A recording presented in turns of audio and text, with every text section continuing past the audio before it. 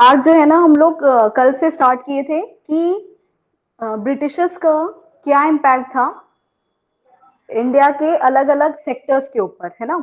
जैसे कि अभी हम लोग देखे थे कि एग्रीकल्चर सेक्टर के ऊपर ब्रिटिशर्स ने क्या क्या किया था। उनकी वजह से एग्रीकल्चर सेक्टर में कितनी नुकसान हुई थी, कितना प्रॉब्लम आया था हमारे कंट्री में। मेरे में विजुअल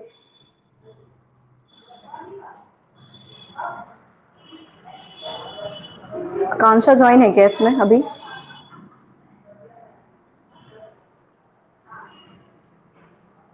आज जो है मे बी नेटवर्क प्रॉब्लम, कल भी ज्वाइन की तो नहीं हो रहा था। नेटवर्क प्रॉब्लम रहेगी तो थोड़ा सा एडजस्ट कर लेना, और अगर डाउट रहेगी तो अगले वाले क्लास में हम लोग फिर सही कर लेंगे। अभी वाईफाई नहीं चल रहा है, काम ही नहीं कर रहा है। ठीक है, तो हम लोग ये देख रहे थे कि अलग अलग सेक्टर्स में कैसे ब्रिटिशर्स का इम्पैक्ट पड़ा था इंडिया के ऊपर। एग्रीकल्चर सेक्टर में हमने देखा था कि क्या हुआ था कि उन लोगों ने सबसे पहले जमींदारी सिस्टम ले आए थे, है ना। उसमें क्या होता था जमींदारी सिस्टम में ये था कि लैंड सेटलमेंट सिस्टम में कि जमींदारी सिस्टम आ गया था और लोगों को फिक्स लगान पे करना पड़ता था। और उस लगान को पे करने के लिए फिक्स लगान पे करना पड़ता था।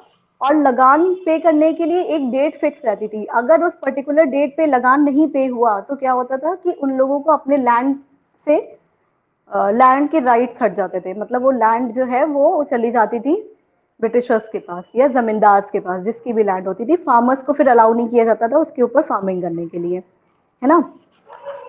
और फिर उसके बाद आया था कि कमर्शियलाइजेशन ऑफ एग्रीकल्चर। इसमें क्या हुआ था कि जो ब्रिटिशर्स थे वो कैश क्रॉप्स को ग्रो करने के लिए ज्यादा पैसे देते थे और सबको जबरदस्ती फोर्स करते थे कि आप कैश क्रॉप्स ग्रो करिए, ना कि फूड क्रॉप्स। जिसकी वजह से ये प्रॉब्लम हुआ था कि कंट्री में फेमाइन जैसी कंडीशन आ गई थी। जो फार्मर्स थे उनको अपना फ्रूट क्रॉप्स लेने के लिए जाना पड़ता था टाउन्स में, शॉप से खरीद के खाना पड़ता था, और इतने पैसे उनके पास रहते नहीं थे। इसीलिए फेमाइन की कंडीशन आ गई थी, पीजेंट्स को बहुत ही प्रॉब्लम हुई थी। फिर था थर्ड पॉइंट था कि low level of productivity. Productivity की लेवल बहुत लो थी क्योंकि ना इरिगेशन फैसिलिटी थी, ना प्रॉपर टेक्नोलॉजी यूज होती थी, और ना ही उनके पास फर्टिलाइजर की कोई नॉलेज थी। इसीलिए प्रोडक्शन जो था वो बहुत ही लो था। एडवर्स इफेक्ट ऑफ पार्टीशन ये है था फोर्थ पॉइंट। पार्टीशन का ये इफेक्ट पड़ा था कि जितने भी मोस्ट ऑफ द पार्ट जो फर्टाइल लैंड था हमारी कंट्री का, वो पार्टीशन के टाइम दूसरे उन पार्टीशन के टाइम उस कंट्री में चला गया, इंडिया के पास से चला गया।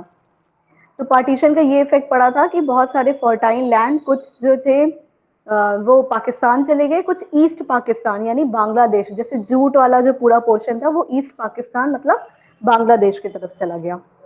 ओके, उसके बाद एक क्वेश्चन दिया था कि व्हाट इज शेयर क्रॉपिंग। किया नहीं होगा बहुत सारे लोगों ने, लिख लेना अपने आप से, बताएंगे भी नहीं हम। फिर ना नेक्स्ट हम लोग पढ़ने वाले हैं कि इंडस्ट्रियल सेक्टर क्या है, इंडस्ट्रियल सेक्टर में कैसा इंपैक्ट हुआ था। इंडस्ट्रियल सेक्टर में ब्रिटिशर्स का कैसा इम्पैक्ट पड़ा था।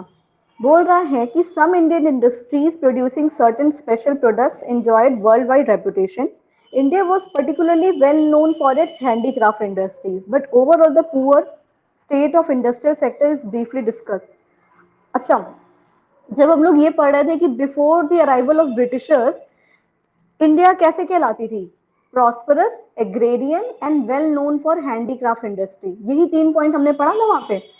तो यहाँ पे इंडस्ट्रियल सेक्टर की जब बात हो रही है तो एग्रेरियन में एग्रीकल्चर की तो हालत पड़ ली है कि इतने सारा 2/3 यानी 85% पॉपुलेशन को विलेज में रहने के बाद, एग्रीकल्चर एक्टिविटी में इन्वॉल्व होने के बाद भी प्रॉपर उन लोगों के पास खाना नहीं रहता था, खुद के कंज्यूम करने के लिए फूड नहीं रहते थे।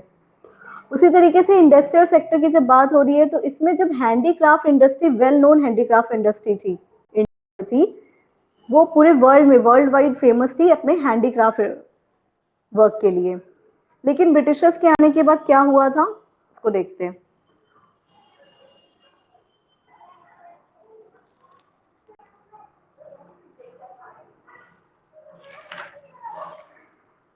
ब्रिटिशर्स के आने के बाद ये हुआ था, सबसे पहला पॉइंट है फर्स्ट की डी इंडस्ट्रियलाइजेशन। डी इंडस्ट्रियलाइजेशन का क्या मतलब होता है? Decline of handicraft industries, British government जो थी वो धीरे धीरे सिस्टमैटिकली डिक्लाइन करने लगी, डिस्ट्रॉय करने लगी, यानी खत्म करने लगी इंडिया की हैंडीक्राफ्ट इंडस्ट्री को। और कोई भी मॉडर्न इंडस्ट्रियल बेस नहीं अलाउड, किसी को परमिशन नहीं थी, बिल्कुल भी अलाउड नहीं था कि कोई अपना मॉडर्न या न्यू मेथड अप्लाई करे, न्यू टेक्निक अप्लाई करे इंडस्ट्रियल डेवलपमेंट करने के लिए या बेस बनाने के लिए। और ऐसा काम क्यों करती थी ब्रिटिशर्स? जो ब्रिटिशर्स थी वो डी इंडस्ट्रियलाइजेशन इसलिए कर रही थी और डिस्ट्रॉय इसलिए कर रही थी हैंडीक्राफ्ट इंडस्ट्री, क्योंकि उसका दो मोटिव था यहाँ पे। मेन जो था मोटिव, मोटिव क्या था मोटिव? सबसे पहला था, ये हम लोग फर्स्ट अभी कल वाले क्लास में भी पढ़े थे, कि to get raw materials from India at cheap rates and to be used by upcoming modern industries in Britain. क्या करते थे इंडिया को, उन्होंने इंडिया को क्या बना दिया था? Supplier of the raw material बना दिया था। ये हम लोग कल भी पढ़े थे ना कि supplier of the raw material. तो बहुत ही सस्ते दामों पे, चीप रेट्स पे यहाँ से रॉ मटेरियल लेके अपने कंट्री ब्रिटेन लेके चले जाते थे और वहां पे जाके मॉडर्न मशीनरी, मॉडर्न टेक्निक से उन रॉ मटेरियल का यूज करके एक फिनिश प्रोडक्ट बनाते थे, है ना? और अच्छी क्वालिटी का प्रोडक्ट बनाते थे क्योंकि उनको रॉ मटेरियल भी बहुत अच्छा मिल जाता था और उनके पास काफी अच्छी मशीनरी वगैरह रहती थी, बनाते थे। फिर उसका सेकेंड मोटिव था, एक मोटिव तो ये हो गया कि उन वहां से रॉ मटेरियल लेके चले जाते थे। सेकेंड मोटिव ये हो गया कि जब उनको फिनिश प्रोडक्ट बन जाता था तो उसको वो सेल करते थे इंडियन मार्केट में। और किस पे? हायर प्राइसेस पे, बहुत ही प्राइस बढ़ा के इंडियन मार्केट में उन फिनिश प्रोडक्ट को वो सेल किया करते थे। ठीक है? जब वहां पे अपना रॉ मटेरियल ले गए, प्रोडक्शन किया, उसको ला के वापस में इंडिया वालों को ही बेचते थे इन्हीं के रॉ मटेरियल यूज करके, लेकिन और बहुत ही महंगे दामों पे। तो अल्टीमेटली उनका क्या काम था डी इंडस्ट्रियलाइजेशन करने का? वो ये चाहते थे कि यहाँ के लोग जो है उसका प्रोडक्शन ना करें ताकि उनकी कोई भी अर्निंग ना हो सके, वो सेल्फ डिपेंडेंट ना बन सके, अपने आप से कमाए ना, हमारे ऊपर डिपेंडेंट रहे पूरे टाइम, ऐसा चाहते थे। और उनके जितने भी रॉ मटेरियल थे वो क्या करते थे, चीप प्राइसेस से, बहुत ही कम दामों पे रॉ मटेरियल उठा के अपने ब्रिटेन ले जाते थे, फिर वहां से फिनिश प्रोडक्ट ला के यहाँ पे हायर प्राइसेस में उसको सेल किया करते थे। ये वाली बात समझ में आई?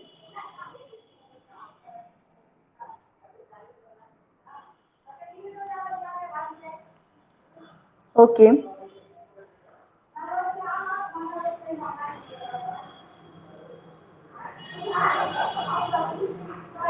एक सेकेंड।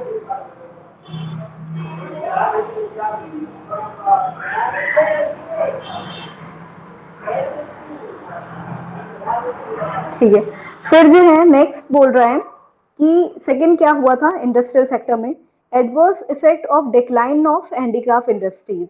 जब उन्होंने डी इंडस्ट्रियलाइजेशन किया, पहला फर्स्ट पॉइंट क्या है, डी इंडस्ट्रियलाइजेशन। और डी इंडस्ट्रियलाइजेशन के अंदर क्या क्या चीजें हुई कि वो लोग हैंडीक्राफ्ट इंडस्ट्री को डिक्लाइन करने लगे। कैसे डिक्लाइन किए और उसके ऊपर क्या दो मोटिव था उनका, टू मोटिव से कितने, वो बताएंगे लिख के यहाँ पे। ठीक है? फिर सेकेंड पॉइंट में लिखेंगे हम लोग कि adverse effect of decline of handicraft industries. अब जब उन्होंने डिक्लाइन कर ही दिया था, मतलब कि गिरा दिया था, डिस्ट्रॉय कर दिया था हैंडीक्राफ्ट इंडस्ट्री को इंडिया के अंदर, तो उसका क्या क्या इफेक्ट पड़ा, उसका क्या इफेक्ट हुआ, उसके बारे में सेकेंड पॉइंट, कि the decline of handicraft industry resulted in unemployment on a mass scale. The artists were forced to take up agriculture and this leads to overcrowding in agriculture. अब क्या हुआ कि जब उनकी इंडस्ट्रीज को बंद कर दिया गया, जो हैंडीक्राफ्ट वर्क में इन्वॉल्व थे लोग, उनके वजह से जब उनकी इंडस्ट्रीज को आगे बढ़ने ही नहीं दिया गया, चलने ही नहीं दिया गया, तो बहुत ज्यादा अनएम्प्लॉयमेंट बढ़ गया लार्ज स्केल पे, मास स्केल पे। मास मतलब भी वही होता है, ज्यादा की बात हो रही है। अनएम्प्लॉयमेंट बहुत ज्यादा कंट्री में बढ़ गया और उसकी वजह से क्या होता था, जो लोग आर्टिस्ट थे, यानी कि जो लोग हैंडीक्राफ्ट वर्क करते थे, उनको जब कोई काम नहीं रहा तो उनको थक के फिर जाना ही पड़ा एग्रीकल्चर सेक्टर में, क्योंकि अब उनको अर्निंग करने के लिए कुछ तो काम करना ही था। तो उन्हें यही आता था, आर्टिस्ट थे वो, उनको हैंडीक्राफ्ट का काम आता था। लेकिन जब वो काम भी वो उनको करने नहीं दिया गया, वो सारी इंडस्ट्रीज बंद कर दी गई, तो वो कहाँ चले गए, एग्रीकल्चर सेक्टर में। और इसकी वजह से पहले से तो जितने लोग इन्वॉल्व थे ही थे, डी इंडस्ट्रियलाइजेशन की वजह से और ज्यादा लोग जो है एग्रीकल्चर सेक्टर में आ गए, जिससे वहां पे ओवर क्राउडिंग होने लगी, मतलब जरूरत से ज्यादा लोग इन्वॉल्व होने लगे। एक छोटे उसके घर पे सिर्फ एक लोग काम किया करते थे और अच्छे से काम चल जाता था, लेकिन अब जो है 5 लोग और आके उसमें वही वही वर्क करने लगे छोटे से लैंड पे, तो जरूरत से ज्यादा ओवर क्राउडिंग होने लगी थी। ठीक है, फिर है the Indian goods could not withstand with the foreign competition of machine made cheap goods and it encouraged the import of Britain manufactured goods.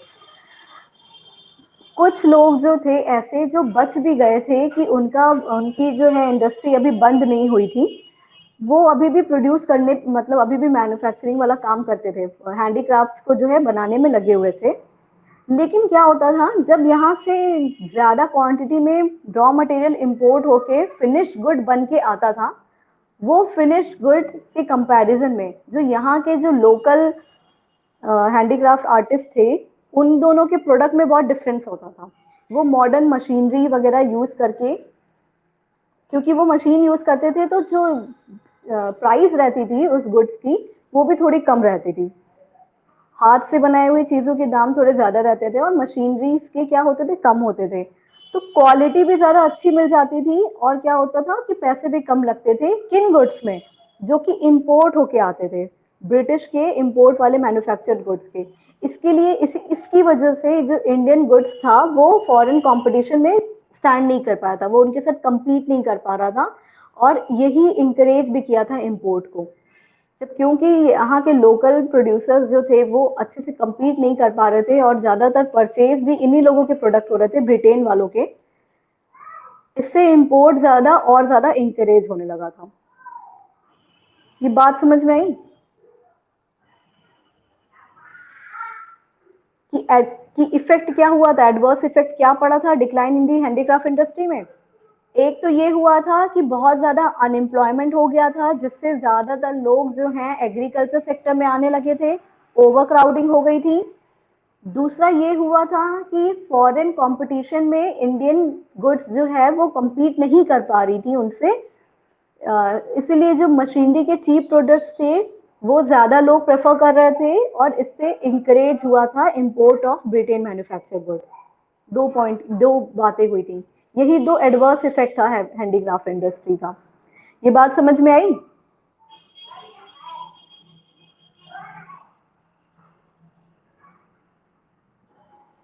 Story की तरह अच्छे से लर्न करो इसको, मतलब अभी भी समझते जाओ तो फिर हमें बहुत ज्यादा रटना नहीं पड़ेगा, चीजें ना स्टोरी की तरह, कहानी की तरह याद हो जाएंगी।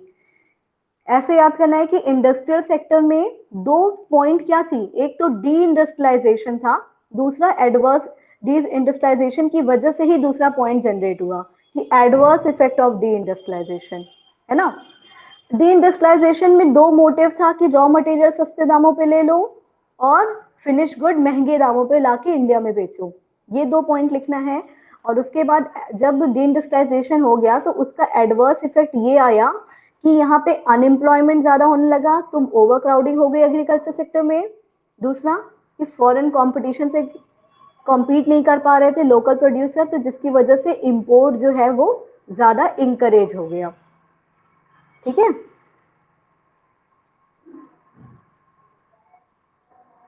Okay okay. फिर है नेक्स्ट, थर्ड पॉइंट है इसका, बता रहे हैं।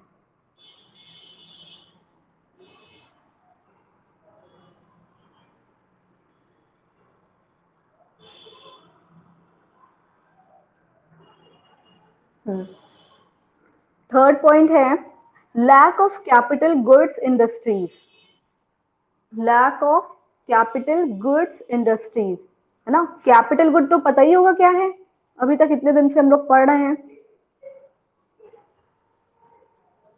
हाँ हाँ, और कैपिटल गुड इंडस्ट्री क्या होता है।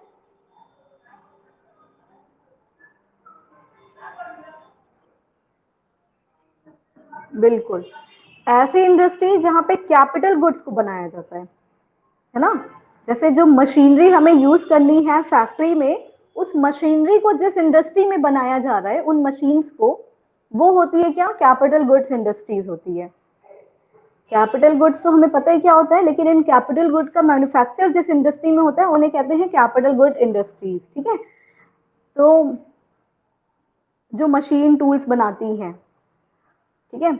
अच्छा, ड्यूरिंग द ब्रिटिश रूल, इसमें बोल रहा है कि during the British rule there was hardly any capital good industry in India.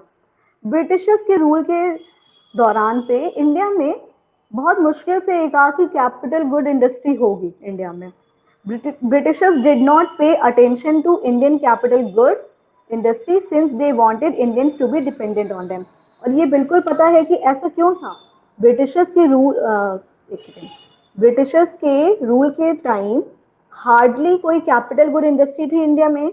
और इसका रीजन भी हमें पता है कि वो चाहते थे कि इंडिया जो है पूरी तरीके से ब्रिटिशर्स के ऊपर डिपेंडेंट रहे, सेल्फ रिलायंट ना बन पाए। ब्रिटिशर्स के आने के पहले इंडिया सेल्फ रिलायंट थी, प्रॉस्परस थी, हम लोग पढ़े ना पीछे, इंडिपेंडेंट थी, उसको किसी और की कंट्री की इतनी हेल्प नहीं चाहिए रहती थी, खुद से अपना काम कर लेती थी। लेकिन ब्रिटिशर्स यही चाहते थे कि इंडिया हर वक्त हर टाइम मेरे ऊपर डिपेंडेंट रहे, इसीलिए उन्होंने कोई भी अटेंशन नहीं दिया कि इंडिया के अंदर कुछ भी कैपिटल गुड इंडस्ट्री जैसा भी डेवलप किया जाए, जाकि सो दैट यहाँ के लोग जो है थोड़ा डेवलपमेंट कर पाए।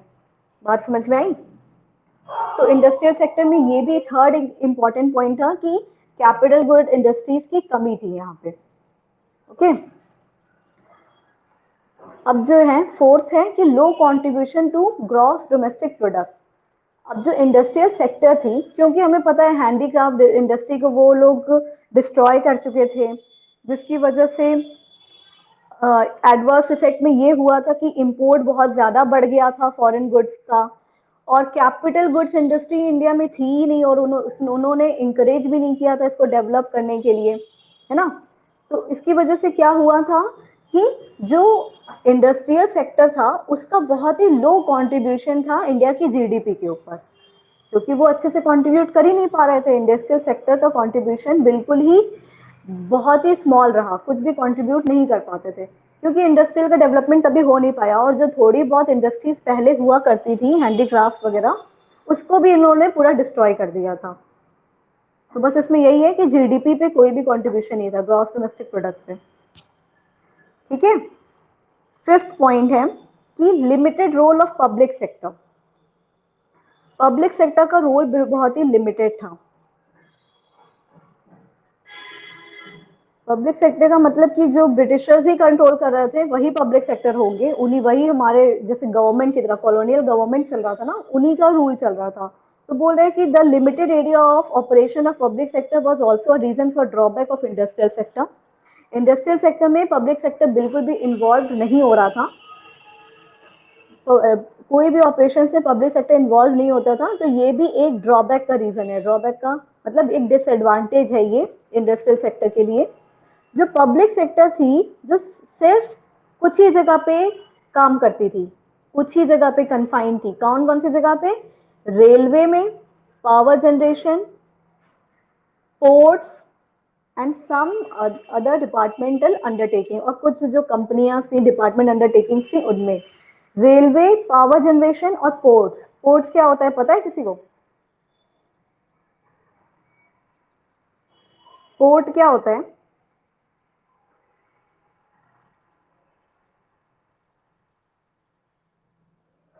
फिर से बोलो जो भी बोल रहे हैं। कौन सा पोर्ट? हाँ हाँ हाँ बिल्कुल, बंदरगाह, सही है बोला। बंदरगाह कहते हैं हिंदी में। पोर्ट होता है जहाँ पे शिप्स जो होती हैं वो लोडिंग और अनलोडिंग का काम करती है। जो बड़े बड़े शिप्स होते हैं ना, जिनमें हम लोग सामान एक जगह से दूसरी जगह लेके जाते हैं पानी के रास्ते, है ना। तो वहां जिस जगह पे ये शिप्स आके खड़ी होती हैं और उससे लोडिंग और अनलोडिंग का काम होता है, वो होता है क्या होता है, पोर्ट होता है। तो वो पोर्ट, रेलवे, पावर जनरेशन और ये सारे और कुछ डिपार्टमेंटल अंडरटेकिंग्स थे, वो सारी चीजें जो थी इनके ही कंट्रोल, पब्लिक सेक्टर के कंट्रोल में थी। इनके अलावा और कहीं इनका कॉन्ट्रीब्यूशन नहीं था, ठीक है। अभी ये सबको भी हम लोग थोड़ा और डिटेल में पढ़ेंगे कि कहाँ कहाँ कैसे कितना कितना कंट्रोल था, किस किस सेक्टर में उन्होंने क्या किया, ठीक है। नेक्स्ट है हमारा फॉरेन ट्रेड जो कि हम लोग स्टार्ट करेंगे मन, हाँ हाँ, मंडे को स्टार्ट करेंगे फॉरेन ट्रेड, ठीक है, क्योंकि आज दूसरी क्लास नहीं है, 12 बजे वाली क्लास नहीं है। चलो क्लास ओवर कर रहे हैं।